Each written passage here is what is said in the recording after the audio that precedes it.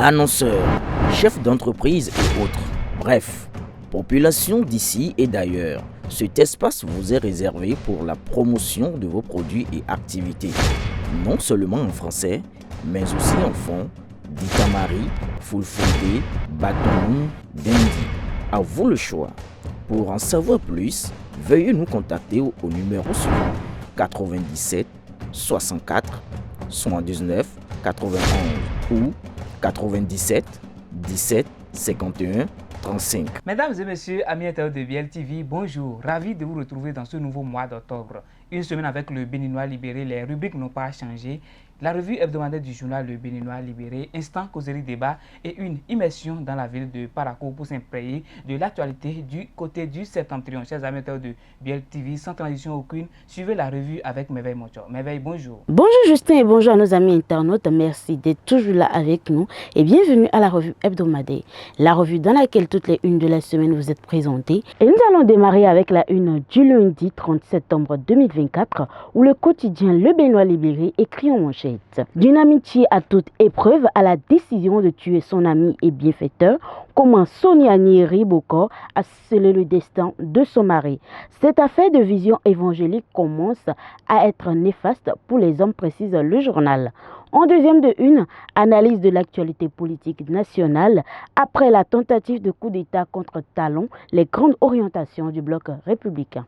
En troisième de une, vous lirez don de kits scolaires aux apprenants. Émile Rondeladji démarre la distribution de 5000 kits ce jour. En quatrième de une, 79e session de l'Assemblée générale des Nations unies. Le ministre Bakary délivre un message d'une Afrique d'espoir. En bas de page de votre journal, l'après-midi de partage des opportunités à Porto Novo. Romulus Biokou engagé pour l'insertion professionnelle des jeunes.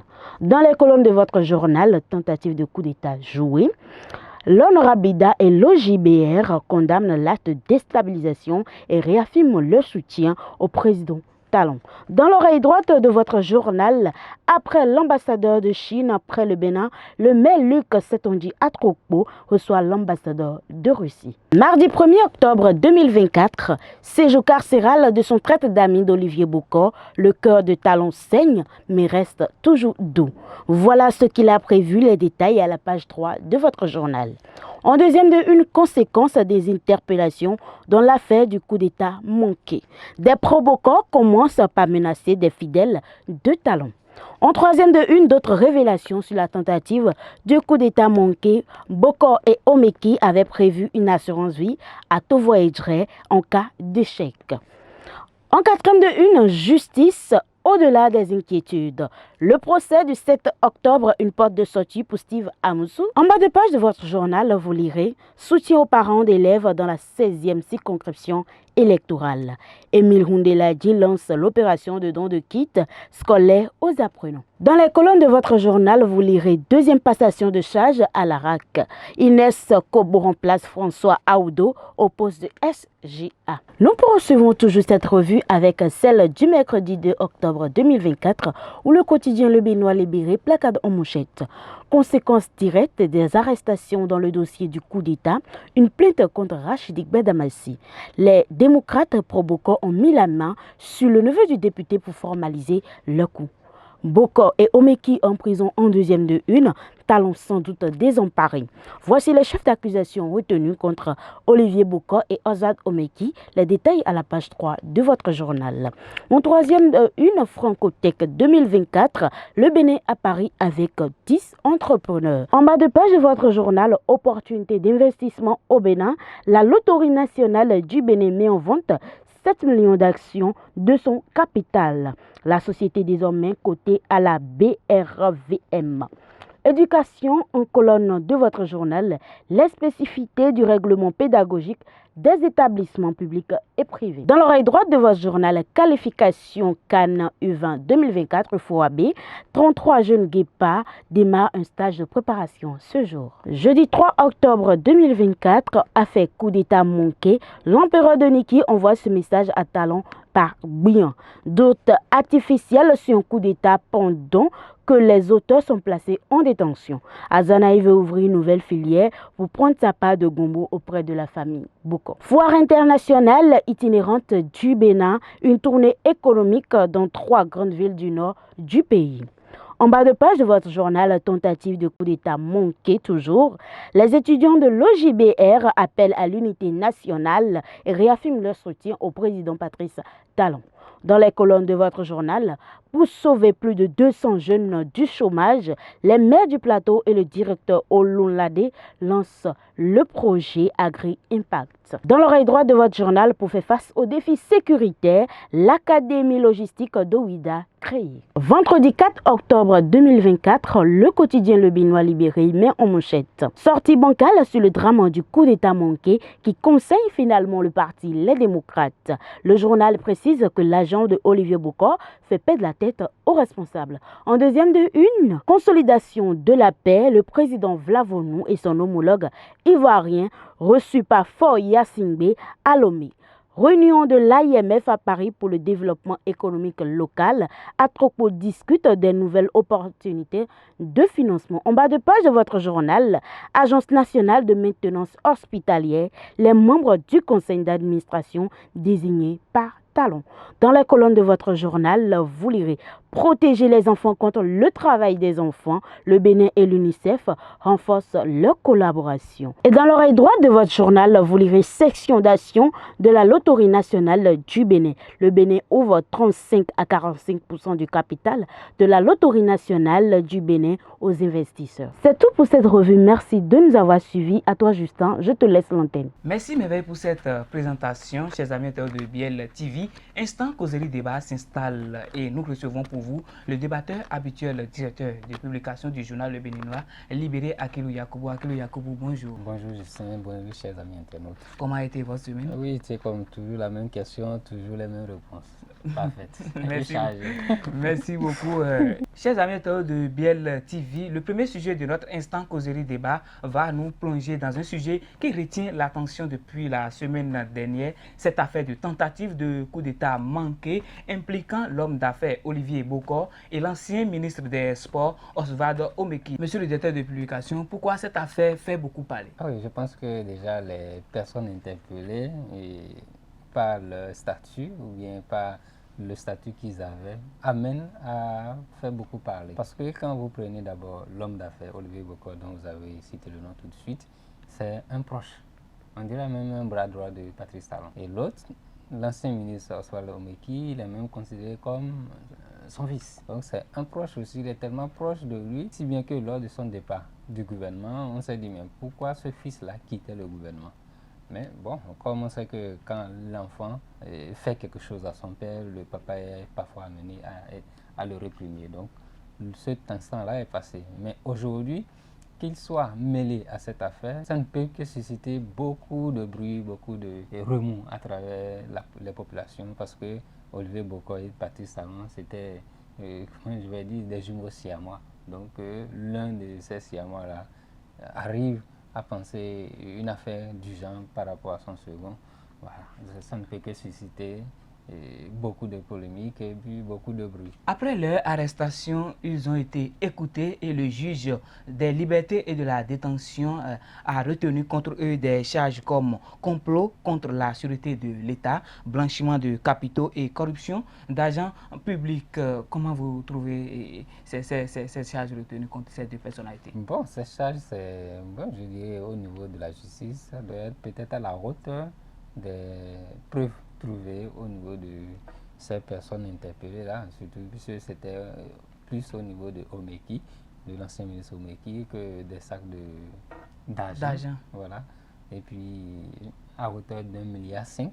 Et puis ce véhicule-là qui aurait dû convoyer ces sous-là vers une destination peut-être que jusqu'au 27.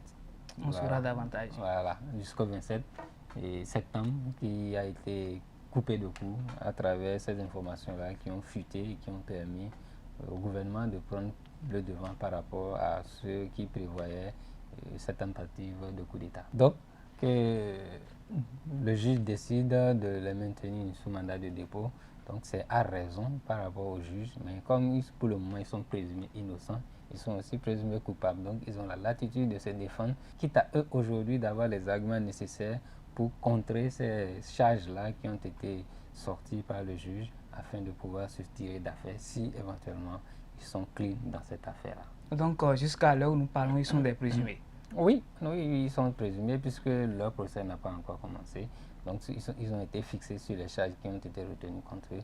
Maintenant, à eux, au niveau de leur collège d'avocats, de se préparer pour défendre. Parce que le procureur spécial, il a sorti ses charges. Ce que le collège des avocats de ces personnalités n'ont pas reconnu. Non, bon, oui, c'est normal, ils refusent. Bon, un avocat, c'est comme un commerçant. Donc, un truc que vous pouvez vendre à 5 francs, vous pouvez, si vous avez les bons mots, vous pouvez le vendre à 100 francs. Donc, aujourd'hui, pour un avocat, un client qui va vers lui, même quand la personne est coupable, l'avocat fait tout possible pour essayer de le défendre. Parce que plus il arrive à défendre cette personne-là, le sortir, le tirer d'affaire, comme on dit, et son gain peut-être peut être à la hauteur de la tâche qu'il a eu à accomplir. Donc les avocats, vous ne pouvez pas être en train de défendre quelqu'un et reconnaître ce qu'on lui reproche. Mais si vous reconnaissez ce qu'on lui reproche, mais la personne va chercher ailleurs. Donc vous êtes obligé en tant qu'avocat de dire non, on ne reconnaît pas. Ou bien en partie, non, afin que... Ou bien c'est telle chose qui l'a poussé à faire ça. Non, ils ne vont pas dans cette dynamique-là. Peut-être ils vont dire non, on ne le reproche pas. Ce que vous pensez, ça ne c'est pas comme ça vous le pensez. Donc ils ont toujours de ces thèmes-là pour essayer de contrer les charges qu'on retient contre leurs clients et autres. Donc ils sont dans leur droit. À eux, aujourd'hui, lorsque le procès va commencer, de sortir les arguments nécessaires pour casser ce que le procureur a retenu contre eux. L'une des réactions dans cette affaire est celle de l'ancien ministre Candide Azanaï qui ne reconnaît pas cette tentative de coup d'État. Oui, en fait, c'est son droit. Hein. Même, bon, tous les Béninois ont la latitude de penser ce qu'ils veulent. Mais la réalité nous amènera peut-être à dire oui, il y avait coup d'État ou pas. Donc, c'est leur bon droit, c'est la liberté de penser. Donc, quitte à lui de le dire. Mais au regard des faits qui ont été sortis par le procureur, si eux, à leur niveau, ils pensent cela, bon, on analysera et on tirera les conséquences. Parce qu'il a été ministre sous talon. Et quand vous êtes démocrate, et qu'on dit qu'on est en train de menacer la démocratie, dans une certaine mesure, même quand vous avez des reproches, vous condamnez d'abord. Vous dites que non, c'est vrai que c'est un mouvancier, vous êtes opposant, vous dites non, nous ne sommes pas avec ce gouvernement-là, mais ce n'est pas de cette façon-là que nous comptons venir au pouvoir. Donc vous critiquez ce qui vient casser l'ordre constitutionnel. Et là, vous dites, bon, voilà, donc nous condamnons, mais par la suite, bon, vos guéguerres peuvent commencer par la suite. Donc le bon démocrate est là pour condamner un fait qui va contre la Constitution. Parce que la Constitution a toujours défini le processus par lequel quelqu'un peut accéder au pouvoir. Et c'est les élections et non pas les armes. Est-ce que le parti, les démocrates, ne sont pas des vrais, véritables démocrates, puisque dans leur communiqué, ils n'ont pas condamné? Oui, bon, c'est ce qu'on a reproché aux démocrates, c'est le fait qu'ils n'aient pas condamné d'abord ce coup d'État. Ou bien même cette tentative, je dirais. Même s'ils pensent que ce n'est pas une tentative, mais du moment où le procureur dit que c'est une tentative qui vise à couper court au bon fonctionnement des institutions démocratiques, donc vous revenez en vous-même en tant que démocrate pour dire si c'est ce qui était prévu, nous condamnons ce fait-là. Voilà ce qu'ils auraient dû. Parce que dans leur communiqué ou bien lors de leur point de presse, ils ont dit qu'ils sont de fervents défenseurs des acquis de la Conférence nationale de 1990. Quand vous êtes un fervent défenseur de ces acquis-là, de la Conférence nationale des forces vives de la nation qui sont tellement chères aux Béninois, vous condamnez d'abord ce fait-là parce que c'est à ce niveau, à cette conférence-là que l'armée a décidé de retourner dans les casernes pour se consacrer à cette charge-là régalienne à laquelle ils ont décidé de se consacrer et de laisser la politique aux politiciens. Peut-être ils ne croient pas que c'est véritablement une tentative. Si vous pensez que ce n'est pas une tentative de coup d'État et que vous êtes démocrate, je prends démocrate, hein, tout le monde, pas seulement les partis les démocrates, vous dites dans une certaine mesure, vous dites, ah, si c'est comme ça, une menace sur la sécurité de l'État, une menace sur l'ordre constitutionnel, vous condamnez. Vous dites, si c'est ça, vous condamnez. Maintenant, les faits vous donneront raison par la suite, mais avec une certaine latitude, si éventuellement il n'y avait pas coup d'État, maintenant s'il y a coup d'État, vous voyez. Donc vous aurez condamné ce fait-là. Mais aujourd'hui, si éventuellement Si, lorsque le procès va démarrer et que par la suite, on confirme réellement qu'il y avait coup d'État, qu'est-ce qu'ils diront? Voilà un peu ce pan-là auquel ils n'ont pas pensé. Donc, quand vous êtes un homme politique, quand vous défendez une position, lorsqu'il y a la vérité, parfois, vous êtes obligé de suivre la vérité. Ici, le démocrate, je prends Mouvancé comme opposant, est là pour défendre les institutions républicaines. Or, un coup d'État viendra suspendre ces institutions républicaines-là. Et quand vous voyez les pays de l'AES où, quand les militaires sont venus, ils se sont dit en un an et demi, nous allons quitter le pouvoir. Mais un an et demi est passé, ils se sont donné encore un délai et aujourd'hui ils sont là et on se demande jusqu'à quand ils vont partir et laisser le pouvoir aux civils. Un dernier mot pour qu'on puisse boucler cette partie? Oui, un dernier mot, c'est de se dire, si les militaires viennent au pouvoir, qui va défendre le peuple? C'est ça aussi. Parce que ça veut dire que, est-ce que c'est les politiques qui vont prendre les armes cette fois-ci? Parce que le militaire, lui, il a été formé pour défendre l'État, pour défendre les populations. Or, voilà, aujourd'hui, c'est comme si c'est le militaire qui veut venir aux affaires. Justement, si ça ne va pas, il va réclamer. Voilà, s'il veut réclamer, ça veut dire qu'il laisse le treillis à part et il endosse les habits d'un politique. Et là, on sait qu'il n'est plus militaire. Donc, on a des gens qui ont fait l'armée, mais qui ont quitté l'armée avant de commencer par faire la politique. Mais malheureusement, ici, ce sont des gens qui portent encore le treillis. Donc, qui va défendre les populations? Or, il y a une menace qui est à nos portes. Ce n'est même pas à nos portes. Il y a une menace à laquelle nous sommes confrontés aujourd'hui. Donc, voilà un peu. Tentative ou non, attendons le procès pour en savoir plus. Chers amis de BL TV, nous allons évoluer du côté de Parakou pour retrouver le directeur régional pour en savoir plus de l'actualité du côté du septentrion. Anokumoji, bonjour. Bonjour Justin, bonjour Akilo, bonjour chers amis téléspectateurs. Heureux de nous retrouver encore une fois pour notre émission hebdomadaire.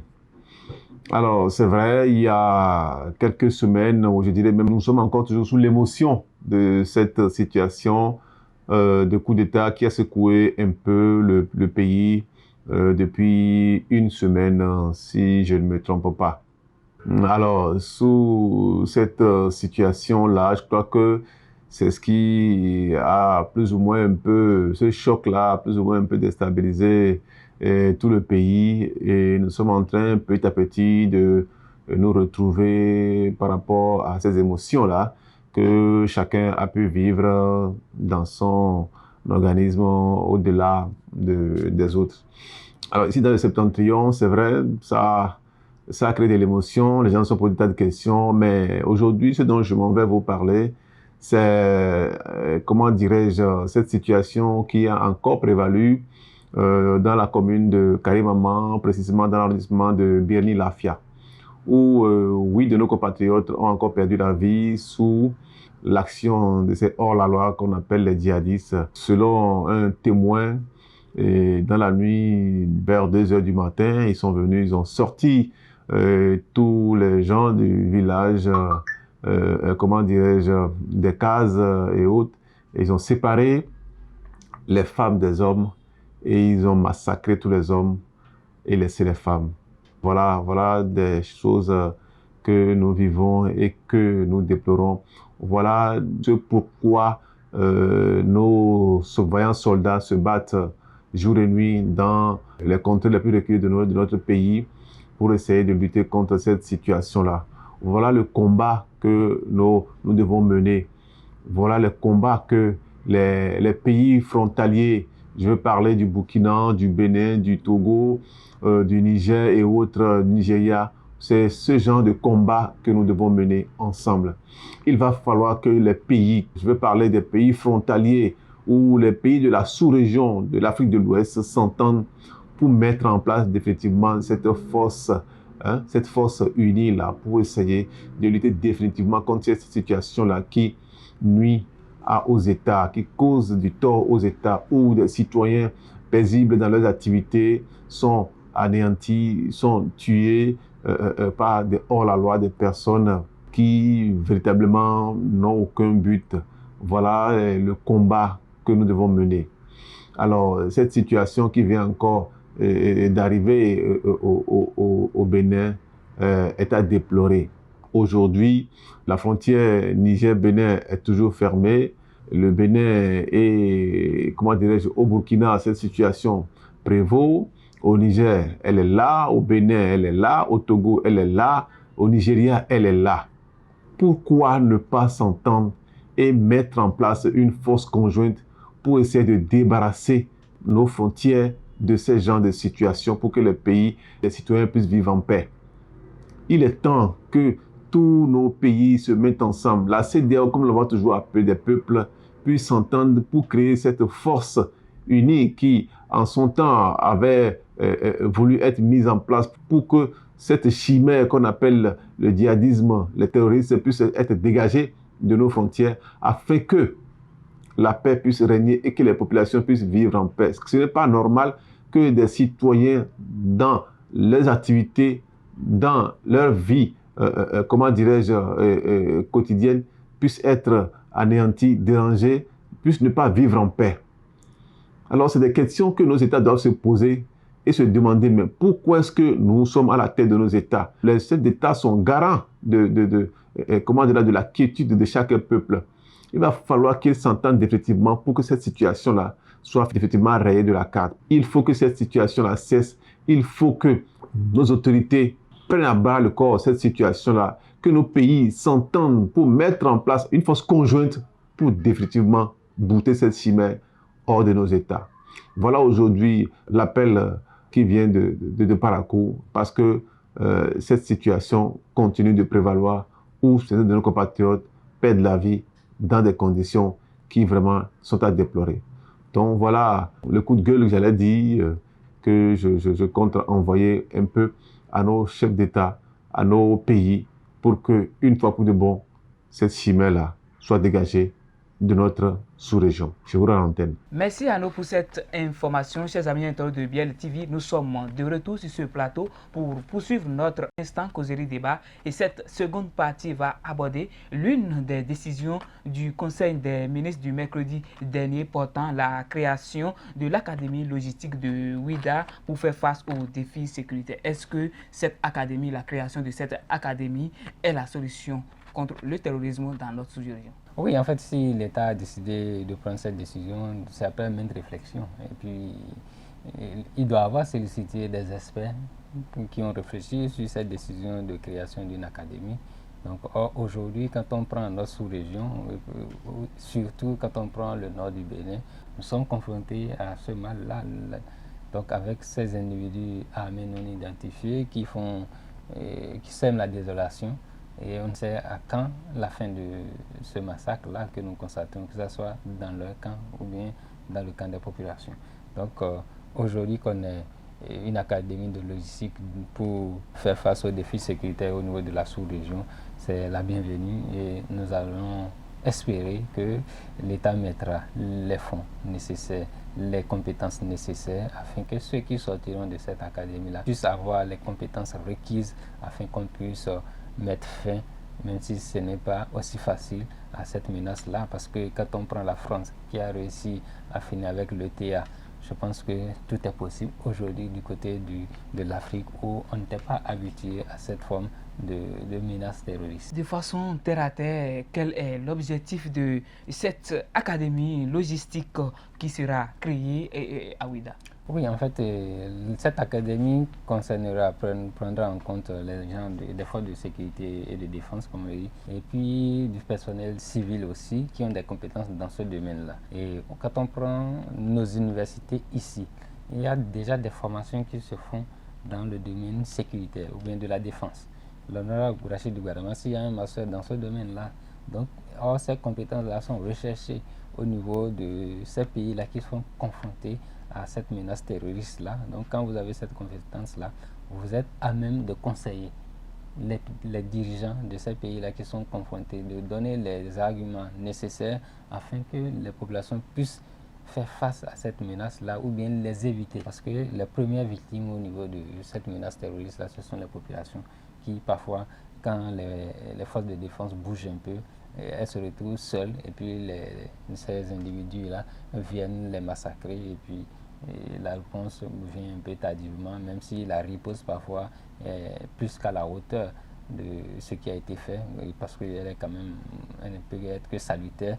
Elle vient peut-être un peu en retard, mais le massacre a été fait ou bien on a déjà perdu certaines personnes. Vivement, c'est qu'on puisse mettre fin à ce terrorisme-là, parce que l'objectif visé à travers cette académie, c'est qu'on puisse former des gens qui auront des compétences, que ce soit dans le maniement des armes, que ce soit dans le maniement de l'information, dans le traitement des données pour pouvoir booter dehors ces terroristes-là. C'est que même si on dit les booter dehors, c'est qu'ils puissent comprendre réellement que ce qu'ils sont en train de faire n'est pas raisonnable.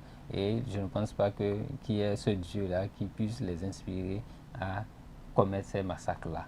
Donc ils commettent plus de massacres ou bien ils commettent plus de péchés, comme je dirais, que ce qu'ils pensent qui est recommandé par Dieu. Parce que Dieu n'est pas tueur, Dieu est amour, Dieu est sauveur. Est-ce que cette académie est seulement créée pour les informations? Non, en fait, ils ont dit logistique, et logistique déjà renseigne davantage, parce que la logistique aussi, ça implique les vecteurs. Les vecteurs, on entend souvent ce mot-là du côté du Burkina, ce sont les drones. Donc, c'est des gens qui pourront manier ces drones-là, parce que vous voyez souvent, on parle de ces bases de drones aux États-Unis.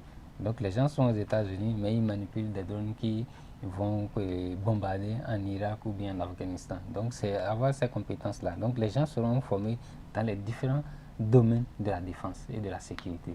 Et là, quand vous aurez ces gens-là qui auront les armes nécessaires, les arguments nécessaires, les compétences nécessaires, on pourra s'en sortir. Vous avez parlé des civils tout à l'heure? Oui, j'ai dit des civils, oui. Et éventuellement, quand vous prenez ces militaires-là qui vont souvent en formation ou bien en atelier, il y a souvent des civils qui viennent les former. Donc ce n'est pas seulement des militaires, les gens de l'armée, les gens en treillis qui ont les compétences dans le domaine sécuritaire. Il y a les civils qui ont des compétences parce qu'ils ont étudié et ils maîtrisent leur domaine, que ce soit en matière de sécurité ou bien en matière de domaine. Est-ce que cette académie logistique de Ouida, qui va nous permettre au moins d'éviter le terrorisme au Bénin, je vais dire, peut aussi aider les pays de la sous-région? Oui, en fait, l'objectif visé, ce n'est pas seulement que l'académie soit nationale. C'est vrai qu'on dit académie logistique de Ouida, oui, mais c'est parce que nous voulons aussi vendre d'abord le nom, Ouida. Donc au-delà du fait que c'est Ouida, mais c'est une académie qui va au-delà des frontières nationales. Donc c'est sous-régional, voire international. Les gens de l'Afrique peuvent envoyer leurs gens se faire former là, voire au-delà, que ce soit des Européens, que ce soit des Asiatiques qui souhaiteraient venir là, parce que ce sont des experts européens et américains et autres qui viendront peut-être donner des formations, former ceux qui sont là, afin qu'ils puissent avoir les arguments nécessaires. Parce que qu'est-ce qu'on a toujours reproché aux Européens au niveau du Mali et puis du Niger? C'est parce qu'ils ont parfois de ces informations-là qu'ils n'aiment pas partager avec les Africains. Et aujourd'hui, ceux qui partagent plus, je dirais entre griffes, ce sont les Russes. Voilà pourquoi bon nombre de pays se disent tournons-nous vers la Russie, parce que la Russie, en conflit avec les Occidentaux, veut élargir son précaré. Voilà pourquoi la Russie est ouverte aux pays africains, de même que la Turquie aussi, qui a aussi une puissance en matière de fabrication de drones. Vivement que cette académie puisse permettre de développer des compétences pour pouvoir faire face aux défis sécuritaires. Chers amis de BLTV, fin de cette émission. Merci de votre fidélité. À la semaine prochaine pour un autre numéro.